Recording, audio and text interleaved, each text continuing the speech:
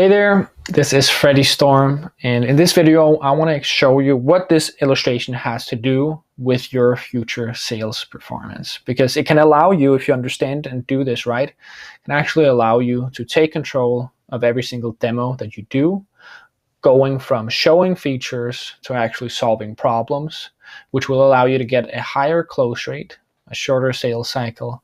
And it's something that top performers at companies like Gong and Yelp and other big successful corporations actually use to do what you want to do, I imagine, the most. Have a predictable sales process and actually help customers while getting a bigger paycheck yourself. So if you don't know who I am, my name is Freddy Storm, and I'm a top performing full cycle account executive doing around 65% on closed won. And I basically help other sales rep, potentially like yourself, do the exact same thing, both by installing a predictable sales system, which you can read more about in the description, but also by doing these videos where I talk exactly about every single sales process, every single sales belief I have that it has allowed me to go from average to top performing in around 4 or 5 months from when I joined this company. So first off, if we go to another slide here, I want to talk about the problem. Boom, big old problem, there always is. I'm talking about problems. I'm talking about pains in a lot of these videos. And the reason for that is, in sales, there's pains, there's problems, there's things we need to solve. And in this scenario, the problem that most reps struggle with in terms of controlling the demo and increasing their close rate, is that they don't have a predictable process. They actually, instead of trying to solve problems, they just show features. A phrase that I say is they show plus sell instead of seek and solve. And you can also say search and solve. But there's a big difference between these two. You don't want to do this. You want to do this. And, there's a lot of people who think of sales as a numbers game. You just got to do more demos, keep pushing. And while there is a truth to that, if you just do more demos or, call more prospects with the wrong prospect, you're actually losing out on a big amount of potential closed won deals. So you want to seek problems, starting with this problem. What problem do we actually have with the sales process? And in this case, the problem is so-called feature tours, where a prospect comes on a demo and you start asking them about what kind of things you're looking for in a system, what are you doing today, what do you want to see on our platform, and then just going in and then showing those features, which is a big big no-no. Of course, it does make sense, you want to serve the customer, right? But the thing most reps do get wrong is you want to serve the customer by actually giving them what they need, not what they want to see. And when it comes to giving them what they need, you got to seek. You can't assume that you know what the prospect needs. And even if you know it from the get-go, you still got to ask questions, not to be like assumptive, like a know-it-all. And people don't like being told what they need. They like to realize it themselves, right? So the big problem is people show and sell. They don't seek and solve. But how do we kind of go from knowing that this is a problem to actually solving it and improving our process? And that is done, go on to the next slide, by a structured process. So a structured process is critical if you want to become an ultra high performer. It basically allows you to improve metrics one by one. So if we see your sales process as a couple of, there's probably 4 main ones. Go here. You want to know, I'm sorry about that. There we go. You want to know exactly your metrics in each bucket. And if we have, this is the booking rate, demo booking rate. This is the show rate. This is, could be potentially, you can have like the open rate, you can create your own ones, but let's just say this is the close rate and maybe the churn rate. Yeah, closed one, like go to CBR. So if you know all of these metrics and if you have them laid out for you, you can spot any patterns. Like we don't have a high enough demo booking rate, or we don't have a high enough show rate. And by having this structured process, you know exactly this is the one you need to improve. Let's say you're booking enough demos, a lot of them are showing, but you have a show rate of 20% or a close rate of 20%, and you do know it is possible to get a higher one, then you do actually have to focus here and forget about all the other things. And that's the first step of it. You know, you have your metrics laid out, and now you want to implement a structured process. So the second step is what kind of is a structured process, and how do you kind of use it? How do you build it out? So from my perspective, a structured process is an exact same way you go through each of the steps. If we take a demo, for example, you run the prospect through the same process every time.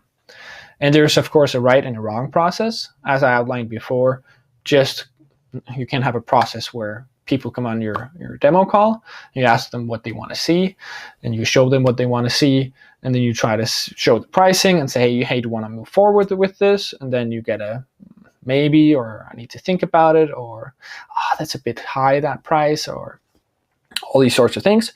That would be a structured process, I guess, but the wrong type of structured process.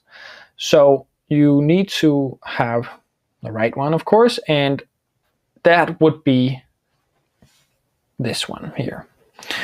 Of course, I guess there's different ways to do it, but you might have seen this before. Current, desired, here's the gap, and we have the current situation. This is the process. We have the desired situation, and then we have the gap, and in the gap, depending on how big it is, that's where the sale kind of happens. So you as a sales rep need to create a big enough gap for them to want to take action. And this is very, very briefly mentioned on like an overview, but the best sales reps in the world, they're exceptional at creating this gap. And the bigger the gap you have, the bigger the impact this solution will have. And you can have two sales reps where one sales rep don't even focus on this and just shows the features. So they'll mainly go around in here and then have the prospect kind of thinking themselves like, oh, what could this do to my life? And you're not going to have this kind of leverage that the gap is. So the structured process should follow this. You want to figure out how do you create a separation between the current situation that the prospect is in, desired situation that they want to be in, and how do you make that as big as humanly possible? Because if it's not big, then there's, how most people or a lot of prospects end up doing is just staying with their current solution. If the hassle of changing seems bigger than what they'll get, then they'll just stay here. So this is what you want to focus on every single one of your demos if you want to close more deals, shorten the sales cycles. These are the two things that you're able to impact by following a process that does this. So what does it actually entail? It's easy enough to look at an illustration and see, okay, of course I need to make this big, this gap, and of course I need to figure out how to do so, but how do you actually do it? And that's by, if we open up this here, I'm going to duplicate this so I can show you how that looks. That's by following the sales V. And this was the process I was talking about in the beginning that I follow, that top performers from big corporations and big companies follow. And it has 7 steps to it. So talking about a structured process, we have a process that we follow every single time. And it's pretty cool, to be honest. It's kind of reminded me of a couple of things. Basically, instead of just going straight in, you want to kind of go down with the prospect, explore, and I'm going to run you through each of the steps in a minute. But then you go up again and start selling them and getting themselves to sell the solution on them. And that basically allows you to, first of all, not just go straight in, say they need something, or just be passive and let them do the selling themselves. But it actually allows you to go pretty deep and figure out a lot about their everyday life, the pains, the problems they're in, without just asking it straight up. You need to kind of go slowly into it. And another thing this has reminded me of is in terms of communication. If somebody is frustrated, or if somebody's really happy about something, like either way it is, if they start here, and you kind of either need to get them, to be chill again, or you need to maybe lower their excitement a bit, because maybe it's not something they should be excited about or whatever. Usually it's better with things that they're frustrated with, or they have a hard time with.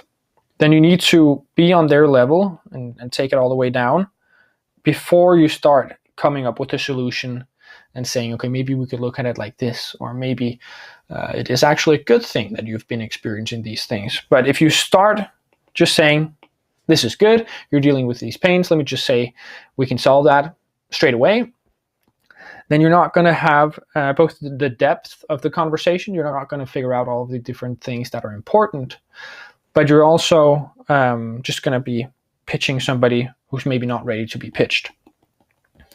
So that's the general idea of the sales V. It's really effective, and let me just break down the steps one by one. I guess I can, let me just make this smaller for a moment so we can kind of break each of them down.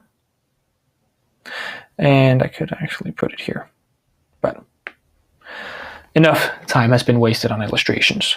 First thing you got to do is you got to set the agenda. So step 1 is agenda.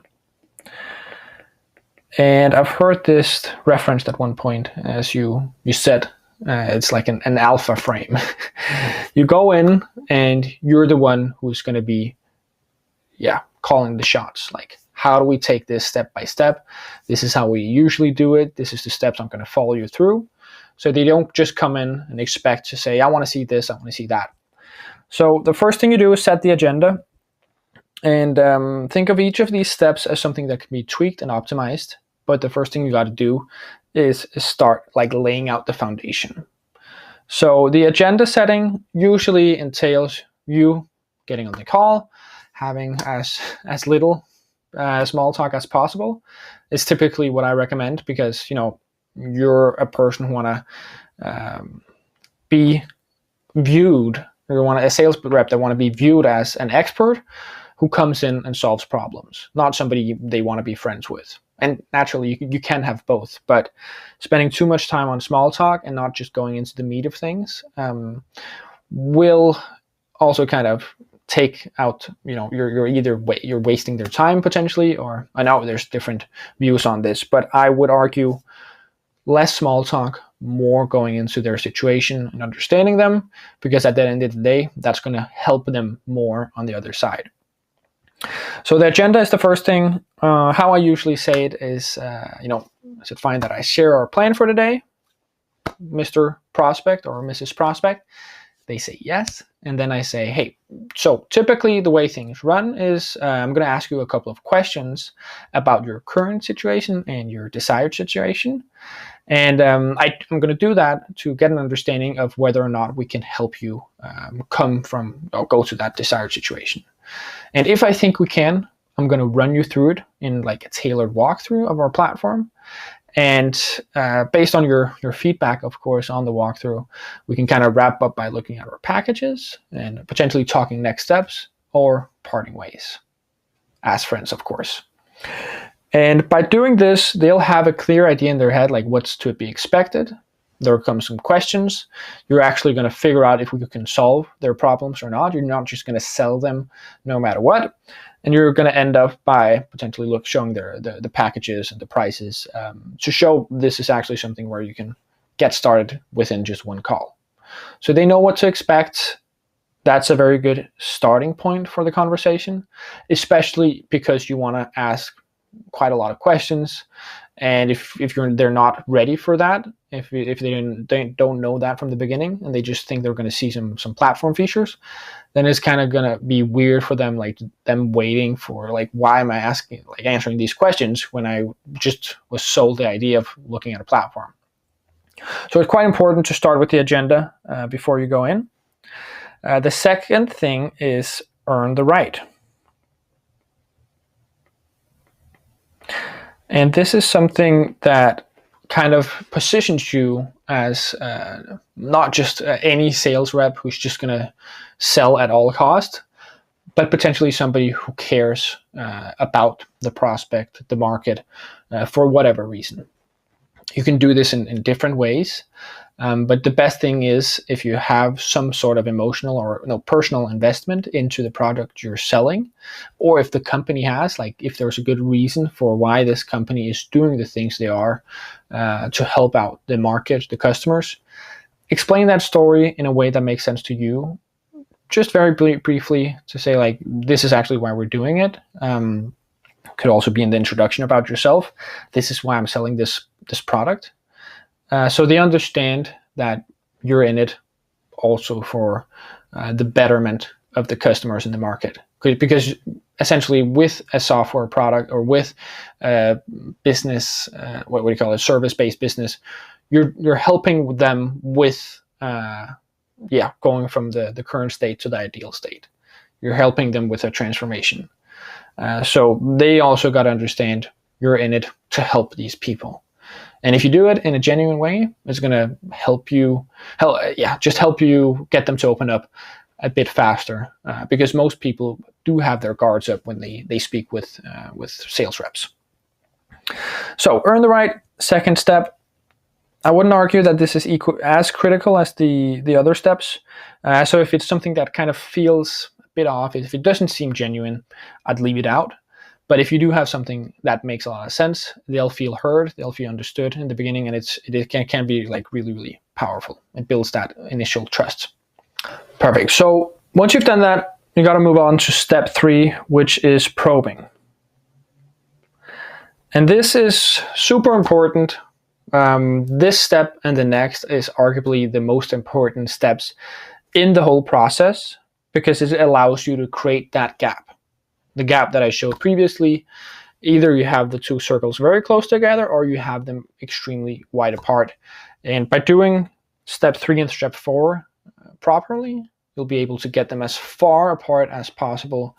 And then in step 5, you'll be able to bridge that, creating the gap for yourself. But probing is essentially the questions you ask once you've set the agenda, earned the right, and then go on to ask the questions about their current situation. So you want to ask questions about current processes. And let's see here. And also want to get like specific numbers on what this actually means. Specific numbers. What they tried before.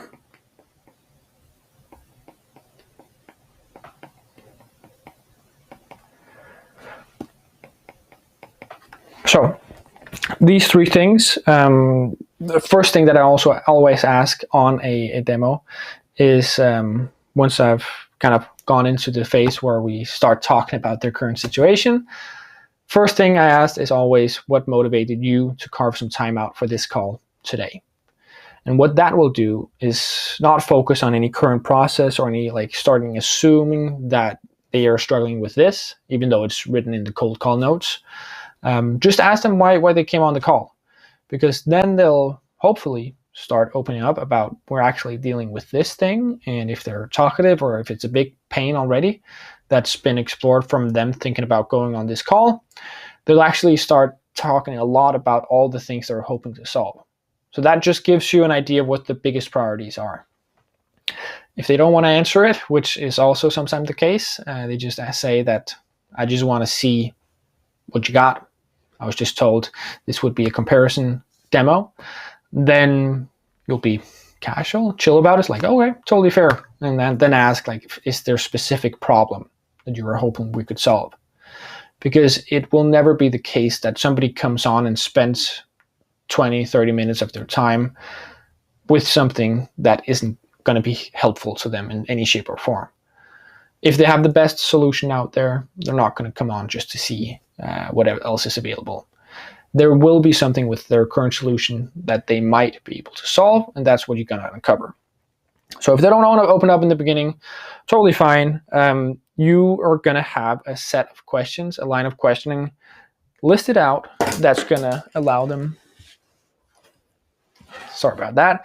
You're going to have a line of questioning listed out that's going to kind of guide them through the process of talking about what they're currently doing, getting a specific number of that, what that actually means. If it's costs, if you're helping people save costs or cut costs, you're essentially just generating extra money for them. By cutting costs, they'll have more of their revenue in profits.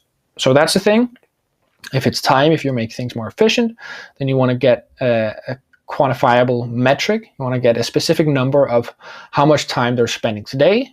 And then in the next step, you want to figure out how much time they would like to be spending on it.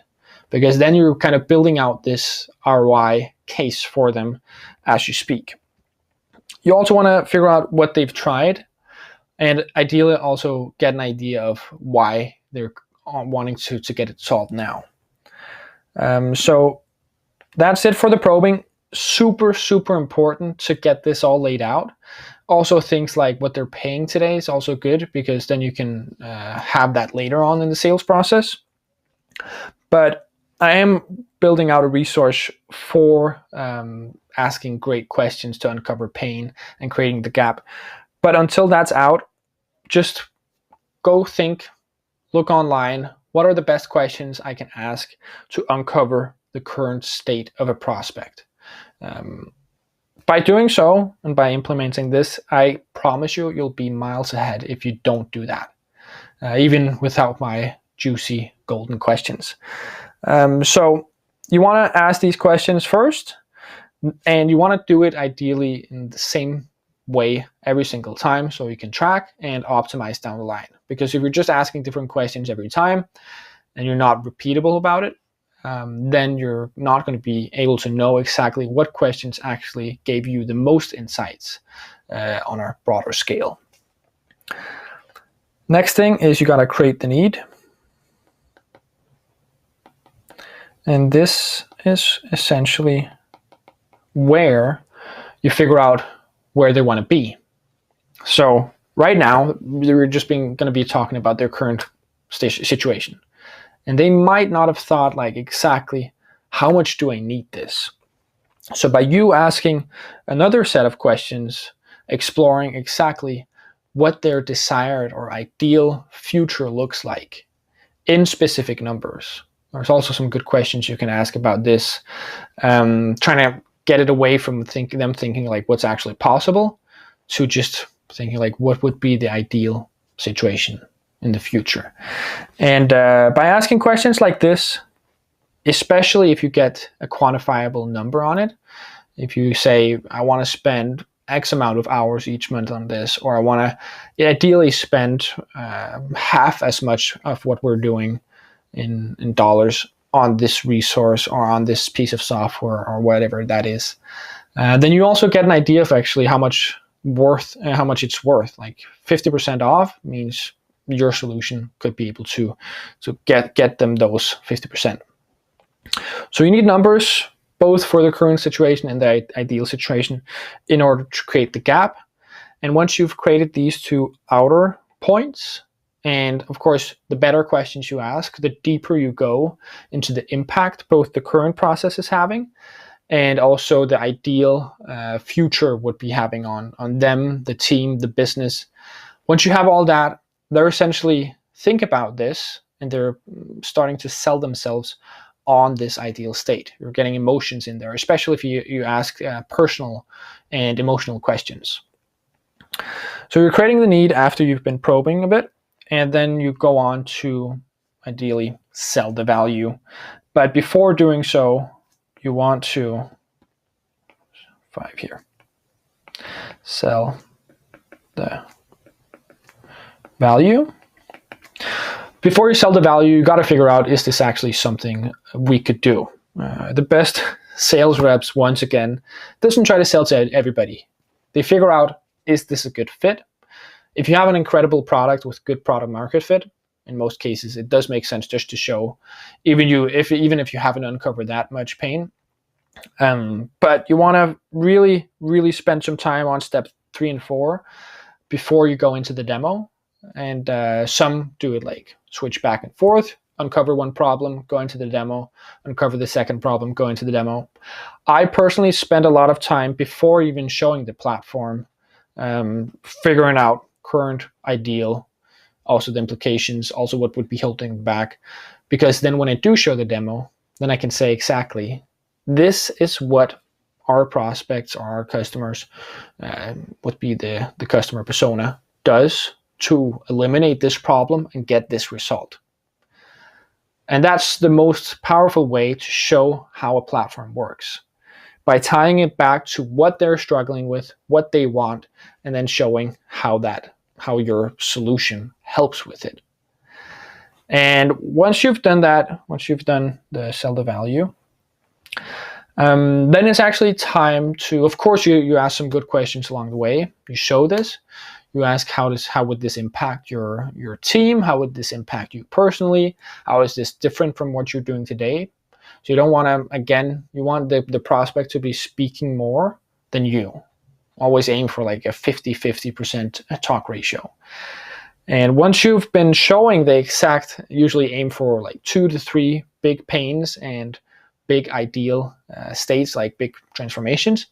And once you've shown these features, you then go into the transition. Gonna go back here.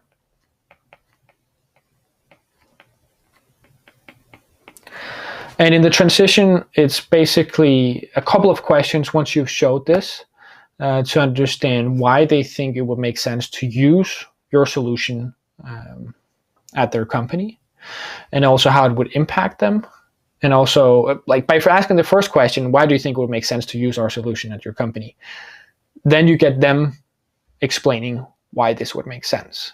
You get them to also open up about things that you may not have asked about or uncovered previously when showing the platform.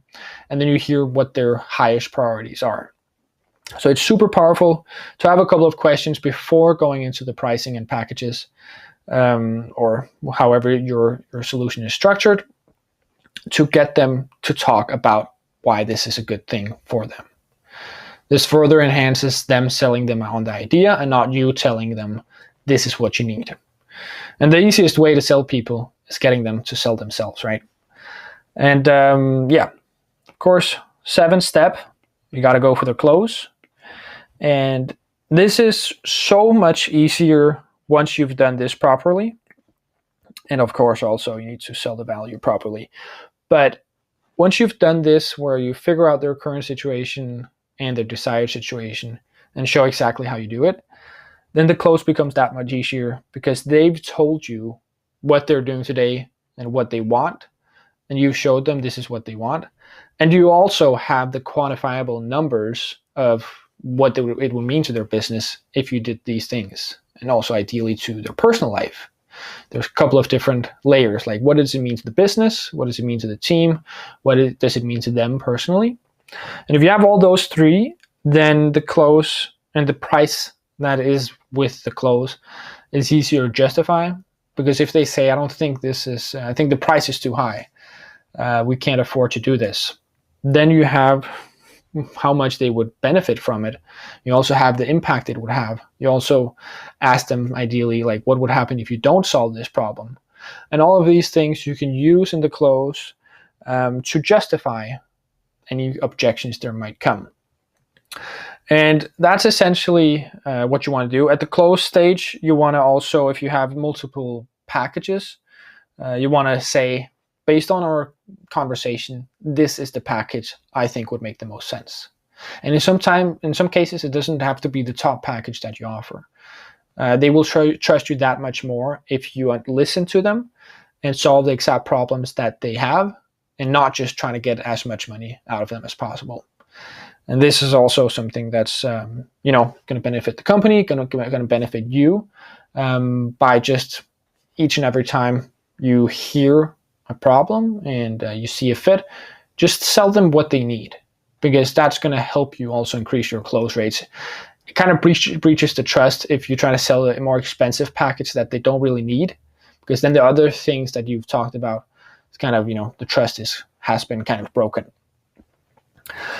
So that's essentially how you go down, how you go up, and how you close more. Sometimes when I kind of walk through this process, I do hear, a couple of problems. Potential problems, I'm going to write it.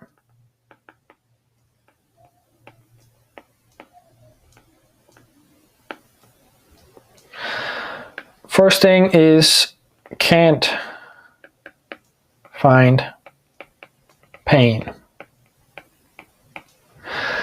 And if you can't find pain, essentially there is pain. Let me just make that very clear, because otherwise they wouldn't have showed up.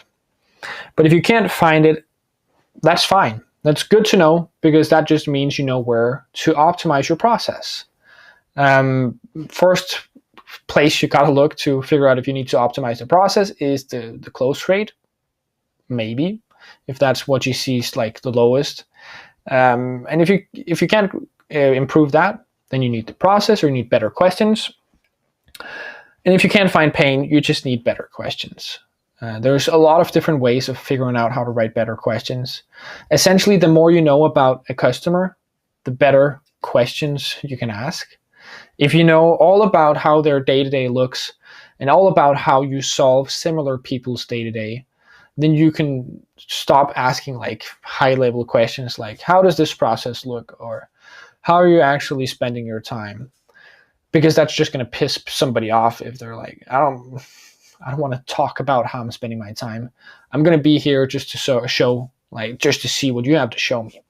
But if you ask a specific question, like, I know a lot of people in the industry does this a certain type of way, and is very frustrated with how it actually works in collaboration with the other departments or whatever that might be. If you ask such a specific question, and it is something that's quite relevant to the market, then they will open up, because they suddenly see you as a trusted advisor rather than somebody just trying to sell them. So if you can't find pain, solution is ask better questions. That might seem obvious, but it is something that you can solve. There we go. And another thing that I also typically hear is, I just want to see the platform.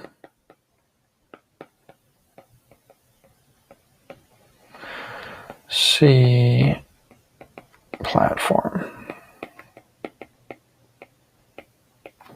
Or I just want to hear the price. And if they tell you that, if the prospects keep on telling you that, then you're not doing the alpha frame well enough, if you can call it the alpha frame. You're not setting the agenda well enough. You gotta get them committed to answering the questions. And if a lot of them say this, even after you state the agenda, then there's a couple of different ways you can kind of frame it. If you start asking a couple of questions and they're like, you know what, Actually, I just want to see the platform. Just please, you can go on to that point. I'm not expecting just to be telling you all about my business. Then just be super chill and say, yeah, of course, we can jump straight on into that in a moment. I just don't want to show you anything that's irrelevant or isn't going to be helpful to you. So I really want to understand, and that's why I do this with all of our customers and prospects. I really want to understand what would be important to you. Of course, we can make this a bit shorter. I want to respect your time, but please just give me an idea. Maybe not please, but just give me an idea of this. You want to be in the position, the power position, so don't be like apologetic too much at least. You want to ask your questions, and if they're not going to play ball, you're going to explain them and keep explaining them why you need to understand this. The other day I had somebody who just wanted to hear the price in the beginning, and I kept on explaining. We ask these questions to understand if we can actually deliver value. I realize you want to hear the price, but it doesn't make sense for me to show the price or go straight to the platform without figuring out, can we help you? And this can be uncomfortable if you have somebody who's very direct and straightforward, but just kind of be playful with it. And if you struggle with it, map out a couple of questions. The best thing that I always experience is if you struggle with something continuously, and you know if you struggle with it continuously, if you're tracking it, then you sit for a minute or 30 minutes or however long time you need and think critically about, how could I get around this? How could I prevent this from happening? Could I ask these questions? Would it then change? And then you set it up as like a sales test where you test it out. And in most cases, I've found a way to eliminate the things that were blocking me. And that is essentially what the best sales reps do. They have everything laid out. They know all their metrics. They know their weakest metric, and they're working on each one at a time to make sure that it's not blocking them. And then when they're done with that, they go on to the next area. And you also got to know you're never done. The moment you realize or you think you're done, you've actually lost. Because sales, as with everything in life, is continuous improvement. And that's also how you got to see this. And you got to have fun with it. Like if you're getting blocked by something, there's no better feeling than solving it and overcoming it. And it's both making you more confident and it's exciting. And then you get to tackle a new problem. So you got to fall in love with the problems, both your prospects' problems and your own problems, and making sure you're always progressing in solving these better. So last thing, I want to, maybe we can just go on to this slide here to show what we have here. This one. Practical application. Oh, you know what? Let me just do another one here. I'm going to write out a couple of steps here because I want you to get started with this. If you don't know where to start, practical action steps. Of course, just got to write it action steps. Action items. First thing you got to do is script it out. Script your full demo process, your sales process from the beginning to the end. I know a lot of people don't like scripts. I've found a way where it can actually be super helpful because it'll allow you to optimize each section of the sales process. But by scripting it out, you also have a couple of chunks where you just know this is what I'm going to say. The more you're going to say it, the more natural it's going to be, and the more it's going to improve your performance if you're saying the right things. So write everything out. You need to do that. Also, if it's not the way you've been doing things for a while, you need to be able to tweak different sections of your sales process, of your qualification or demo calls, because then you can take each section, swap them out, get a higher performance, 5% higher, 10% higher, 20% higher, and get to compete with the top. Next thing you got to do is focus on probing questions. So this is on the call. Like if that's where you're lacking more than other places, you got to focus on that and not take too many times at once. Just focus on getting a couple of more questions in there. Just trying to implement a little bit at once, but having this overall structure to your process, and then the probing questions and the create the need questions. Those are the most important to master in the beginning.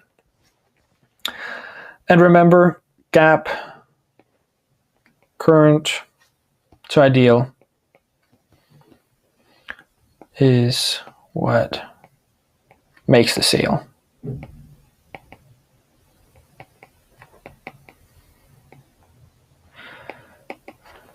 So with these three things, essentially that's what you're going to do to reach a better close rate and shorten your sales cycle.